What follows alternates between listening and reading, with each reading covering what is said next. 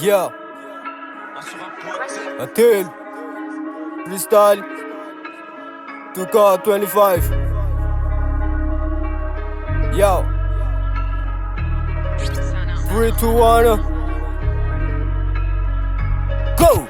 Alewan baraku fangasha shura change kelsen bana nango kibuan ngala yel chatumbani fashion baraku takelak fen rarten wambara ngepten hanga bafum baf sera ngatrima fen kant representa puta ding na hotel ngwat pichanja kapandal nga chet simet miat hananga sanga batu ane rap gash free to one tau sikareng jofa sambaning matatanga ngat move damafana andalufa matamanga sainorala mga darfam ref chetanana room chabe badmana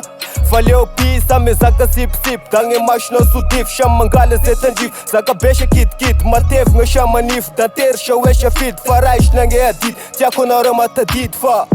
Nishen zan Bobar zan SSMG 316 Bobar Menasaky Capitale 101 École de Bobar La cité des dieux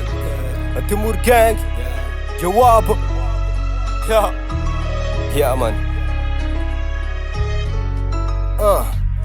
Bubakangin ang talufa doon kumaringera ita Cheto lutang bulam yat mga tengang utafita Raresya ka musika dami ton nang evita Raresya ka staff da susucha yang sikang galecha ikaf kaf Kurangan na sharmbaf ang anuva kwa zafad Famlinga da si ita punch punch kami lalumpanga kamarun teacher Pamat na manjas mo danik shar sita vavanulo Pinarakan chaman we maputo Zanray ni famazaj Bishubach pangaras panges pamurk